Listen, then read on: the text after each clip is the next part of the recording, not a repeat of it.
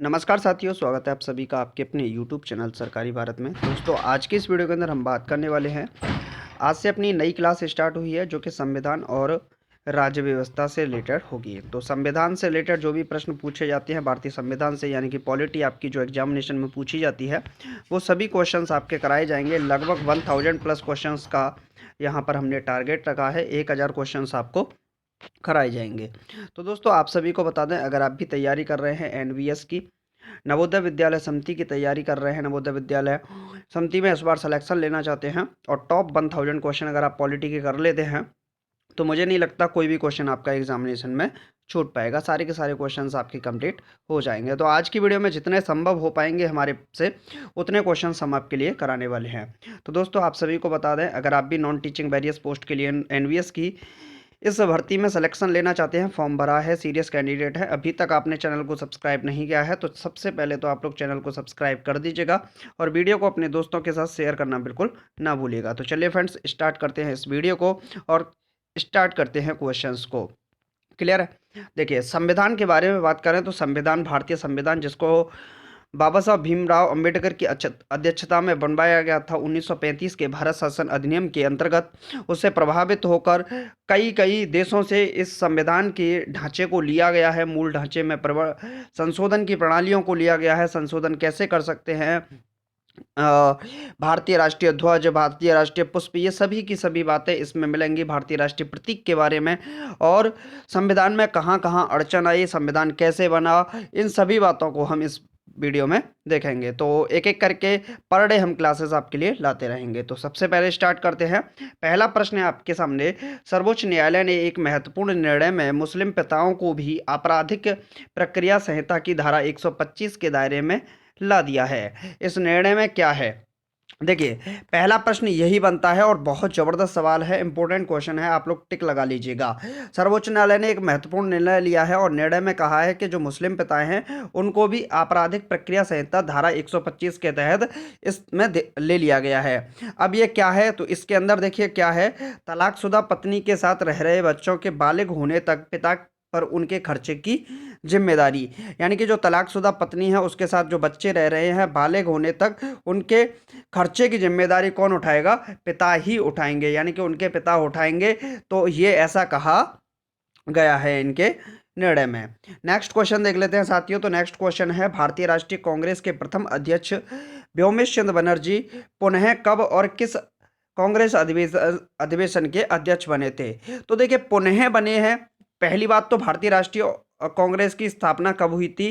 भारतीय राष्ट्रीय कांग्रेस यानी कि इंडियन नेशनल कांग्रेस की स्थापना कब हुई थी? आईएनसी की। तो इसके बारे में बात कर लेते हैं। तो इसकी स्थापना हुई थी साथियों 1885 में हुई थी। कब हुई थी? 1885 में हुई थी। और इसकी स्थापना किसने की थी? ए ओ ह्यूम, यानी कि एडविन ऑक्टिम ह्यूम के द्वारा इंडियन नेशनल कांग्रेस की स्थापना की गई थी 1885 में। ये पहली जब 1895 में, माफ कीजिएगा, 1885 में जब इसकी स्थापना हुई थी, उस समय इसके जो अध्यक्ष थे, सबसे पहले जो अध्यक्ष बने थे वो बने थे व्योमेश चंद्र बनर्जी। कौन बने थे साथियों? व्योमेश चंद्र बनर्जी बने थे। कौन बने थे? व्योमेश चंद्र बनर्जी। अब ये बन गए, इसके बाद फिर बदरुद्दीन तैयब जी बने, फिर बनते गए ऐसे ही करके। ठीक, तो जो पहले बने थे व्योमेश चंद्र बनर्जी, ये पुनः कांग्रेस के अध्यक्ष बने। और ये कब बने? 1885 के बाद। 1885 में बने पहले तो, फिर 1885 के बाद 1892 में बने। और कहाँ के अधिवेशन में? इलाहाबाद के अधिवेशन में बने थे। कहाँ के अधिवेशन में बने थे? इलाहाबाद के अधिवेशन में बने थे। आपसे एक प्रश्न पूछता है, महात्मा गांधी ने कांग्रेस का अधिवेशन किया, महात्मा गांधी ने कांग्रेस के अधिवेशन के किस अधिवेशन के अध्यक्ष थे? तो ये प्रश्न पूछता है। 1824 का अधिवेशन हुआ था कर्नाटक के श्रवणबेलगोला में। कहां पर हुआ था? कर्नाटक में ये हुआ था। ठीक है, तो ये भी क्वेश्चन आपसे पूछ सकता है। तो ये क्वेश्चन हो गया। अब आप लोग बताइएगा कमेंट बॉक्स में कि सरोजनी नायडू ये कब बनी थी, इनका आप लोग बताइएगा। नेक्स्ट क्वेश्चन देखते हैं साथियों। तो नेक्स्ट क्वेश्चन है, भारत के संविधान के किस अनुच्छेद में अस्पृश्यता समाप्त करने का प्रावधान किया गया? आप सभी लोग जानते हैं, सभी लोग अच्छे तरीके से जानते हैं कि जो भारतीय संविधान है इसको किसके द्वारा बनाया गया था। मतलब ये बनाया गया था प्रारूप समिति की तहत, किसके तहत प्रारूप समिति बनाई गई थी। इस प्रारूप समिति के अध्यक्ष थे, इस प्रारूप समिति के अध्यक्ष कौन थे, डॉक्टर भीमराव अंबेडकर, बाबा साहब भीमराव अंबेडकर प्रारूप समिति के अध्यक्ष थे। इस प्रारूप समिति में कुल मिलाकर 7 लोग थे और इन 7 लोगों में सुरक्षा जो माफ कीजिएगा संवैधानिक जो सलाहकार थे वो BN राव थे। कौन थे, BN राव इस प्रारूप समिति के एक तरीके से संवैधानिक सलाहकार थे। तो ये भी प्रश्न बनता है, ये बहुत ही ज़्यादा मतलब बहुत ज़्यादा पढ़े लिखे थे और इन्होंने बहुत सारे देशों के संविधान को भी पढ़ा और उसके बाद यहाँ भारतीय संविधान में भी इनका बहुत बड़ा प्रभाव माना जाता है। अब बात करें ये जो प्रारूप समिति थी तो इसके अध्यक्ष थे डॉक्टर भीमराव अंबेडकर, बाबा साहब भीमराव अंबेडकर। और बाबा साहब भीमराव अंबेडकर बहुत ज़्यादा चहेते थे किसके, महात्मा गांधी के। किसके, महात्मा गांधी थे, महात्मा गांधी के। महात्मा गांधी चाहते थे कि जो हमारे देश का विकास हो सकता है वो कहते थे कि गांव से हो सकता है। कहाँ से हो सकता है, गांव से। और जब बोले कि गांव से हो सकता है तो सबसे पहले हमें अंत करना होगा अस्पृश्यता का। किसका, अस्पृश्यता, यानी कि छुआछूत का अंत करना होगा। और छुआछूत का अंत करना होगा साथियों तो गांधी जी से प्रभावित होकर बाबा साहब भीमराव अंबेडकर ने आर्टिकल 17 दिया जिसमें छुआछूत का खात्मा यानी कि अस्पृश्यता को खत्म करने की बात कही गई। इसी से प्रभावित होकर आर्टिकल 18 था। आर्टिकल 18 में बोला गया है उपाधियों का अंत किया जाएगा। किसका, उपाधियों का अंत आर्टिकल 18 में है। आर्टिकल 19 में क्या है, वाक स्वतंत्रता है। क्या है साथियों, वाक स्वतंत्रता है, बोलने की आज़ादी है। क्लियर है, प्रेस करने की आज़ादी, संघ बनाने की आज़ादी, ये सभी आज़ादी इसी में मिलती हैं। तो कुछ क्वेश्चंस आपके लिए ये थे जो कि आपके लिए बहुत ज़्यादा महत्वपूर्ण थे। नेक्स्ट क्वेश्चन है कंट्रोलर एंड ऑडिटर जनरल कब सेवानिवृत्त होते हैं। बहुत अच्छा प्रश्न पूछा गया है। कंट्रोलर एंड ऑडिटर जनरल बन क्या गया आपका, CAG, जिसे हम किसके नाम से जानते हैं, कैग के नाम से जानते हैं। हिंदी में बोलते हैं कैग या फिर CAG बोल सकते हैं। Controller and auditor general of India, Bharat के कंट्रोलर एंड ऑडिटर जनरल जो है वो सेवानिवृत्त होते हैं कब, 6 वर्ष में। चाहे तो 6 वर्ष, देखिए नियुक्ति अगर होगी तो नियुक्ति के 6 वर्ष तक ये अपनी सेवा दे सकते हैं। अगर मान लीजिए 6 वर्ष चलते चलते बीच में कभी इनका जो उम्र सीमा है वो 65 वर्ष की हो गई तो फिर ये वहीं पर इनको एक तरीके से इस्तीफा देना होता है। तो कहने का मतलब ये है कि ये चाहे तो 65 वर्ष तक रहेंगे, अगर 65 वर्ष से पहले है तो ये 6 वर्ष तक अपनी सेवा दे सकते हैं। कौन, controller auditor general of India. इस समय कौन है आप लोग बताइएगा कमेंट बॉक्स में। चलिए मैं छोड़ देता हूँ, वैसे बता देता हूँ। जम्मू कश्मीर के उपराज्यपाल थे वो, जम्मू कश्मीर के उपराज्यपाल थे और अब इस टाइम पर CAG बने हैं। तो कौन है वो, आप लोग जवाब दीजिएगा। CAG के बारे में बात करें तो जो CAG है, CAG आर्टिकल 148 में CAG के बारे में वर्णन किया गया है। किसमें, CAG के बारे में वर्णन किया गया है आर्टिकल 148 में। चलिए साथियों नेक्स्ट क्वेश्चन, मुख्य चुनाव आयुक्त की नियुक्ति कौन करता है। कितना जबरदस्त सवाल, इतना जबरदस्त सवाल लगा लीजिए स्टार, पेपर में आएगा। मुख्य चुनाव आयुक्त, मुख्य चुनाव आयुक्त नियुक्ति कौन करता है, तो भारत के राष्ट्रपति करते हैं। कौन करता है, भारत के राष्ट्रपति मुख्य चुनाव आयुक्त की नियुक्ति करते हैं। नेक्स्ट क्वेश्चन है साथियों, किसी विधेयक को धन विधेयक होने का अंतिम निर्णय कौन देगा। देखिए कोई भी विधेयक है, कोई भी विधेयक है अगर वो धन विधेयक है तो सबसे पहले तो मनी बिल, क्या है, मनी बिल, लिख देता हूं मैं मनी बिल। मनी बिल के बारे में जो अगर हम बात करें संविधान में कहाँ बात की गई है तो आर्टिकल 110 यानी कि अनुच्छेद 110 के अंदर किसकी बात की गई है, आपकी मनी बिल, धन विधेयक के बारे में बात की गई है। धन विधेयक है या नहीं इसका निर्णय कौन करेगा, इसका निर्णय करते हैं लोकसभा के स्पीकर, यानी कि अध्यक्ष करते हैं। लोकसभा का जो अध्यक्ष होता है, लोकसभा का जो स्पीकर होता है वही निर्णय लेगा कि कोई बिल मनी बिल है या नहीं। नंबर 2, अब प्रश्न क्या बनेगा यहां से, तो प्रश्न बनेगा मनी बिल को राज्यसभा में पहले पेश किया जाता है या लोकसभा में। तो मनी बिल को हमेशा पहले लोकसभा में पेश किया जाएगा, कभी भी राज्यसभा से मनी बिल की शुरुआत नहीं होती है। तो ये भी क्वेश्चन आप लोग याद रखिएगा। चलिए नेक्स्ट क्वेश्चन देख लेते हैं साथियों। नेक्स्ट क्वेश्चन है डॉक्टर भीमराव अंबेडकर ने किस मौलिक अधिकार को भारतीय संविधान का हृदय एवं आत्मा कहा था। डॉक्टर भीमराव अंबेडकर ने किस मौलिक अधिकार को भारतीय संविधान का हृदय एवं आत्मा कहा था? Heart and Saul of constitution किसको कहा? भीमराव अंबेडकर ने। तो संवैधानिक उपचारों के अधिकारों को बाबा साहब भीमराव अंबेडकर ने मौलिक अधिकारों का, भारतीय संविधान के मौलिक अधिकारों की आत्मा एवं हृदय कहा। तो आप बोलोगे आर्टिकल के बारे में, तो आर्टिकल 32, कौन सा? आर्टिकल 32 संवैधानिक उपचारों का अधिकार, बाबा साहब भीमराव अंबेडकर ने इसे भारत की हृदय या आत्मा कहा था। चलिए नेक्स्ट क्वेश्चन देख लेते हैं। नेक्स्ट है दोस्तों, नेक्स्ट क्वेश्चन है चाय। बहुत अच्छे, चलिए सुट्टा मारेंगे भाई, चाय तो आ गई, क्लियर है। 1 मिनट प्लीज, लाइट जला दो यार हो तो। चलिए नेक्स्ट क्वेश्चन है साथियों, नेक्स्ट क्वेश्चन है किसी मंत्री के विरुद्ध अविश्वास प्रस्ताव पारित होने की स्थिति में क्या होता है? किसी मंत्री के विरुद्ध अविश्वास प्रस्ताव पारित हो जाने की स्थिति में क्या होता है? तो उसे मंत्री परिषद से इस्तीफा यानी कि त्याग पत्र देना पड़ता है। क्या देना पड़ता है? त्याग पत्र देना पड़ता है। तो ये तो आसान सवाल है। नेक्स्ट क्वेश्चन क्या है साथियों? नेक्स्ट क्वेश्चन है राज्यसभा के द्विवार्षिक चुनावों की अधिघोषणा कौन जारी करता है?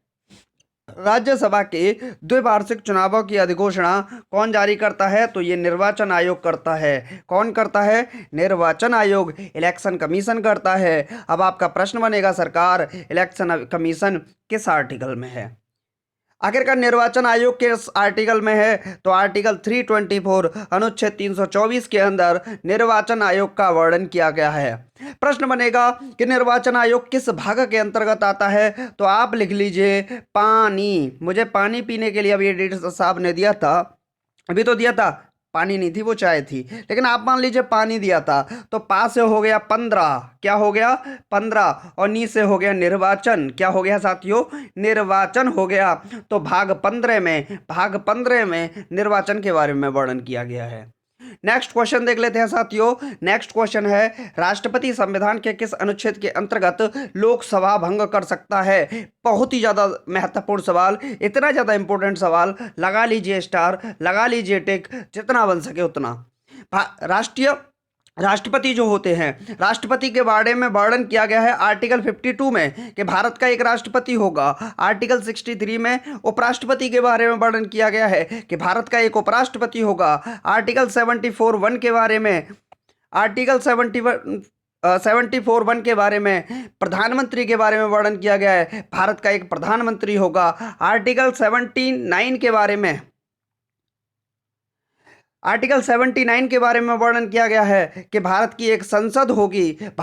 आर्टिकल 80 के बारे में वर्णन किया गया है, भारत की एक राज्यसभा होगी। और आर्टिकल 81 के बारे में वर्णन किया गया है, भारत में लोकसभा होगी।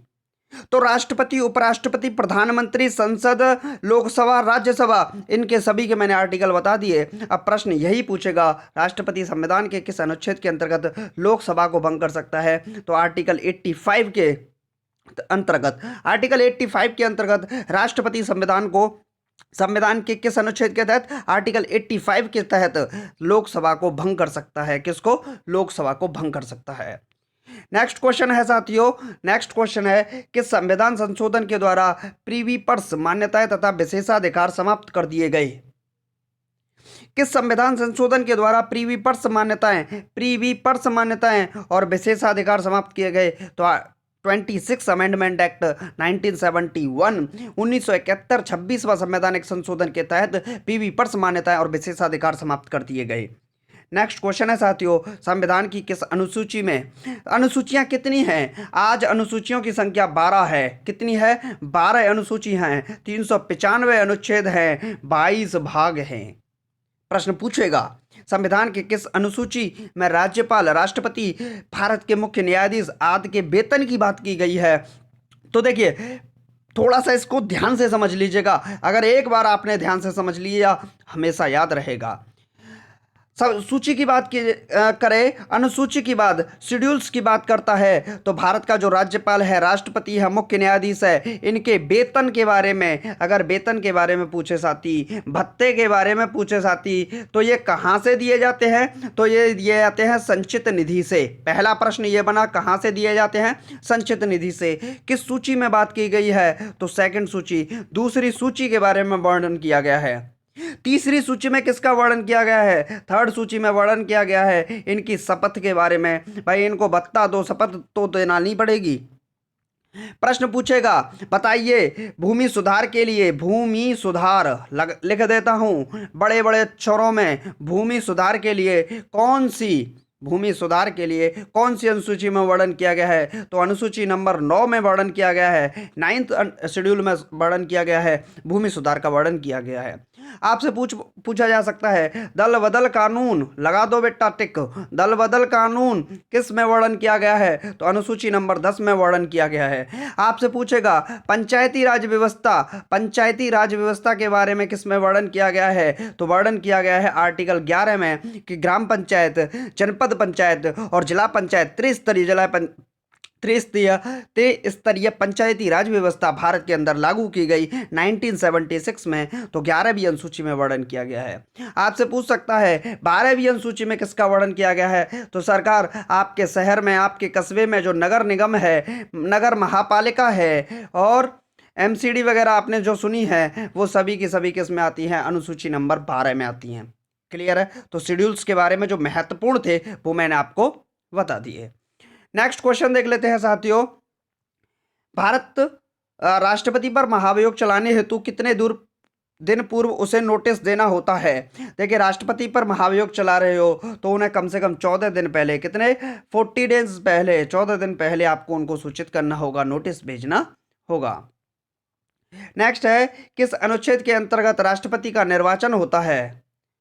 किस अनुच्छेद? देखिए, राष्ट्रपति होगा भारत का आर्टिकल 52। क्लियर है? निर्वाचन किसके तहत? आर्टिकल 54 के तहत। उसमें निर्वाचन की जो एकल संक्रमणीय मत पद्धति है राष्ट्रपति की, उसके बारे में वर्णन किया गया है आर्टिकल 54 में। नेक्स्ट क्वेश्चन देख लेते हैं साथियों। विधान परिषद के कुल सदस्य संख्या का कितना भाग विधानसभा से चुनकर आता है? तो विधान परिषद की कुल 1/3 भाग, विधान परिषद की कुल 1/3 भाग सदस्य संख्या का भाग विधानसभा से चुनकर आता है। कहां से? विधानसभा से चुनकर आता है। चलिए नेक्स्ट देख लेते हैं। संविधान के अनुच्छेद 75 में किसके बारे में चर्चा की गई है? 75 में बात करें, 76 में बात करें, 77 में बात करें और 78 में बात करें, तो ये सभी मंत्री परिषद के बारे में है, जो प्रधानमंत्री के लिए सहायक होती है मंत्री परिषद, उस मंत्री परिषद में इसमें वर्णन किया गया है साथियों।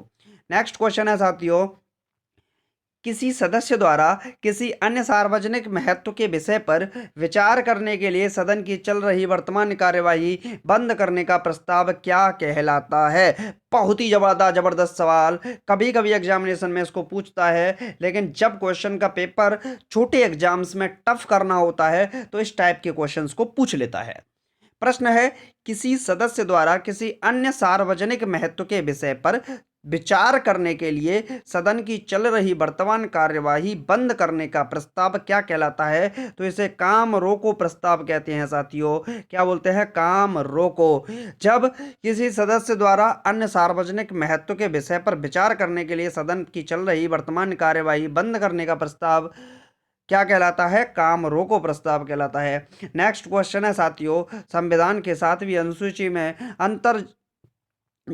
अंतर्गत जो केंद्रीय सूची है उसमें कितने विषय हैं? लगा लो आसान सी टिक, 1 स्टार लगाओगे, पेपर में छपेगा, छोटे एग्जाम्स, टफ क्वेश्चन ऐसे बनाएगा। संविधान की जो 7वीं अनुसूची है, इस 7वीं अनुसूची में कितने विषय हैं? तो कुल मिलाकर 97 विषय हैं साथियों। कितने विषय हैं? 97।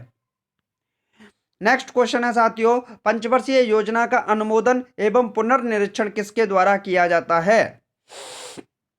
पंचवर्षीय योजना का अनुमोदन तथा पुनर्निरीक्षण राष्ट्रीय विकास परिषद एनडीसी नेशनल डेवलपमेंट काउंसिल के द्वारा किया जाता है। किसके द्वारा? नेशनल डेवलपमेंट काउंसिल के द्वारा किया जाता है। अब आपके लिए एक सवाल छोड़ता हूं, कमेंट में बताइएगा राष्ट्रीय विकास परिषद नेशनल डेवलपमेंट काउंसिल एनडीसी की स्थापना कब हुई थी। नेक्स्ट क्वेश्चन देखते हैं साथियों, पंचायती राज प्रणाली किस पर आधारित है? पंचायती राज प्रणाली किस पर आधारित है? तो इसका सही होगा जवाब सत्ता के विकेंद्रीकरण पर। पंचायती राज प्रणाली सत्ता के विकेंद्रीकरण पर आधारित है, अर्थात सत्ता के बांटने पर आधारित है। पंचायती राज प्रणाली 1976 में लागू की गई। सबसे पहले इस प्रणाली को राजस्थान के, कहां से? राजस्थान के नागौर जिले से इसको लागू किया गया था। कहां से? राजस्थान के नागौर जिले से लागू किया गया था। फिर इसके बाद इसको आंध्र प्रदेश से लागू किया गया था। फिर संपूर्ण भारत में पंचायती राज व्यवस्था लागू की गई थी। बात करें सत्ता का विकेंद्रीकरण किस तरीके से होता है, तो ग्राम स्तर पर ग्राम प्रधान होगा, ग्राम स्तर पर ग्राम प्रधान होगा या ग्राम सरपंच होगा, इसका विकेंद्रीकरण है का एक भाग है। फिर जिले स्तर पर जिला पंचायत होगी। क्या होगी साथियों? जिला पंचायत होगी, जिससे आपने सुना होगा ग्राम प्रधान, जो सरपंच है, उसके बाद जिला पंचायत और फिर उसके बाद ब्लॉक प्रमुख वगैरह भी आपने सुने होंगे। क्या? ब्लॉक प्रमुख, चेयरमैन वगैरह भी होते हैं। तो इसमें इसका बंटवारा त्रिस्तरीय पंचायती राज व्यवस्था में कर दिया गया था। नेक्स्ट क्वेश्चन है साथियों, भारत के प्रथम लोकसभा अध्यक्ष कौन थे? लगा लो टिक, लगा लो, आसान सा सवाल है, स्टार लगाओ, जितने स्टार लगा सको लगा लो स्टार, क्योंकि ये पेपर में क्वेश्चन छपेगा। भारत के प्रथम लोकसभा अध्यक्ष कौन थे? भारत के प्रथम लोकसभा अध्यक्ष कौन थे? तो इनका नाम था जी.बी. मावलंकर। मावलंकर। तो यहां पर जो नाम है उसको आप सही कर लीजिएगा, एंगर नहीं है, मावलंकर है। जी.बी. मावलंकर इनका सही नाम है। नेक्स्ट है, शिक्षा पहले राज्य सूची के अंतर्गत आती थी। सबको पता है? नहीं पता है तो अब पता हो गया होगा। शिक्षा पहले किस में आती थी? राज्य सूची के अंतर्गत आती थी। किस संविधान संशोधन अधिनियम द्वारा इसे समवर्ती सूची में लाया गया? इतना ज्यादा सवाल, महत्वपूर्ण सवाल पूछा जाता है पेपर में। तो 42वां संवैधानिक हुआ, 42वां संवैधानिक संशोधन के द्वारा शिक्षा को राज्य सूची से समवर्ती सूची में शामिल किया गया। समवर्ती सूची का मतलब क्या होता है? समवर्ती सूची के बारे में अनुसूची कौन सी है? अनुसूची नंबर 7 है। अनुसूची 7 में राज्य सूची, संघ सूची, राज्य सूची और समवर्ती सूची के बारे में वर्णन किया गया है। यानी कि शिक्षा अब केंद्र का भी विषय है और राज्य का भी विषय है। शिक्षा केंद्र का भी विषय है, राज्य का भी विषय है। इसी अब आपने देखा होगा जैसे केवीएस वगैरह के जो कॉलेज होते हैं, केवीएस केंद्रीय विद्यालय होते हैं, नवोदय विद्यालय हैं, ये सभी केंद्रीय किसके अंतर्गत आते हैं? ये केंद्र सरकार के अंतर्गत आते हैं। लेकिन आपने प्राइमरी स्कूल देखा होगा जो अपने गांव में देखा है, आपने अपने शहर में जूनियर स्कूल, प्राइमरी स्कूल देखे होंगे गांव में, तो वो आपके राज्य सूची के विषय होते हैं। जीआईसी इंटर कॉलेज जो होते हैं वो राज्य सूची के विषय होते हैं। तो कहने का मतलब राज्य सूची और संघ सूची को मिलाकर क्या बन जाती है? एक समवर्ती सूची बन जाती है। यानी कि संघ और राज्य, संघ प्लस राज्य दोनों मिलकर विकास का कार्य करेंगे शिक्षा पर। तो 42वीं अनुसूची संवैधानिक संशोधन, जैसे क्या बोलते हैं, मिनी कॉन्स्टिट्यूशन भी कहा जाता है। 42वें संवैधानिक संशोधन को क्या कहते हैं? मिनी कॉन्स्टिट्यूशन भी कहा जाता है। नेक्स्ट क्वेश्चन है साथियों, भारतीय संविधान के किस अनुच्छेद में मौलिक कर्तव्य की चर्चा की गई? भारतीय संविधान के किस अनुच्छेद में मौलिक कर्तव्य की चर्चा की गई? तो आर्टिकल 51A में। किस में साथियों? आर्टिकल 51A में मौलिक कर्तव्यों की चर्चा की गई। प्रश्न बनता है साथी, मौलिक कर्तव्य भारतीय संविधान में कहां से लिए गए थे? तो मौलिक कर्तव्य, जब भी आप वर्ड सुनो, देखो क, त और व्य, ये तीन ही वर्ड आ रहे हैं ना, तीन, तो आप इसके रेस्पेक्ट में 4 कर दो, USSR, यानी कि यूएसएसआर से लिए गए हैं। कहां से लिए गए हैं? रूस यानी कि रसिया से लिए गए हैं। ठीक, तो मौलिक कर्तव्य यूएसएसआर से। अब मौलिक अधिकार पूछे तो देखिए, अधिकार, 4 वर्ड हो गए, तो इसके रेस्पेक्ट में 3 ले आइए। यूएसए, अमेरिका से लिए गए हैं अधिकार, 4 हैं इसमें, इसमें 3 है, इसमें 3 है, इसमें 4 है। याद करने का ट्रिक हो गया होगा। एक प्रश्न पूछ सकता है डीपीएसपी कहां से लिए गया है? Directive principle of the state policies, राज्य के नीति निर्देशक तत्व कहां से लिए गए हैं साथी? तो ये लिए गए हैं आयरलैंड के संविधान से। कहां से लिए गए हैं साथी? आयरलैंड के संविधान से राज्य के नीति निर्देशक तत्वों को लिया गया है। नेक्स्ट क्वेश्चन देखते हैं। नेक्स्ट क्वेश्चन है संविधान के किस संशोधन द्वारा संपत्ति के अधिकार को मूल अधिकारों से निकाल दिया गया है? बात करें संपत्ति का अधिकार, पहले किस में हुआ करता था? संपत्ति के अधिकार को मूल अधिकार हुआ करता था, इससे निकालकर अब इसे कानूनी अधिकार बना दिया है। पहला प्रश्न तो ये है जो संपत्ति का अधिकार है अब वो कैसा अधिकार है, मूल अधिकार है या कानूनी अधिकार है? तो संपत्ति का अधिकार अब कानूनी अधिकार रह गया है। किस संशोधन के तहत? 44वें संवैधानिक संशोधन के तहत। पहले किस अनुच्छेद में आते थे? आर्टिकल 51A के अंतर्गत ही ये आपको मूल अधिकारों की श्रेणी इसमें देखने को मिलते थे। ठीक, लेकिन अब ऐसा नहीं है, अब ऐसा नहीं है। तो एक बार आर्टिकल को आप चेक कर लीजिएगा इसके। तो अब इसको 300A में डाल दिया गया है, अनुच्छेद 300A में डाल दिया गया है संपत्ति के अधिकार को। क्लियर है फ्रेंड्स? तो आज की वीडियो में सिर्फ इतना ही। मैंने 25 क्वेश्चंस आपको 26 मिनट की वीडियो में करा दिए, लेकिन उनसे रिलेटेड आपको बहुत सारा ज्ञान आपको प्रोवाइड कराया, जो कि आपकी परीक्षाओं के लिए बहुत ही ज़्यादा महत्वपूर्ण है। तो दोस्तों आप सभी को बता दें, अगर आपने अभी तक चैनल को सब्सक्राइब नहीं किया है तो आंख बंद करके चैनल को सब्सक्राइब कर लीजिएगा। टॉप मोस्ट 1000+ क्वेश्चन हम आपको कराने वाले हैं, जो कि पॉलिटी, भारतीय राज्य व्यवस्था और भारतीय संविधान से संबंधित हैं। तो उम्मीद है आपको वीडियो अच्छा लगा होगा। वीडियो लाइक करना, वीडियो को शेयर करना, वीडियो को अब ये यार आप लोग करिएगा मत करिएगा, ये आपके ऊपर डिपेंड करता है, लेकिन क्लास लेनी है तो बस कर ही लीजिएगा ताकि नोटिफिकेशन मिलता रहे। तो चलिए फ्रेंड्स, मिलते हैं नेक्स्ट वीडियो में। Thank you for watching this video. जय हिंद, जय Bharat, take care, bye bye, love you to all.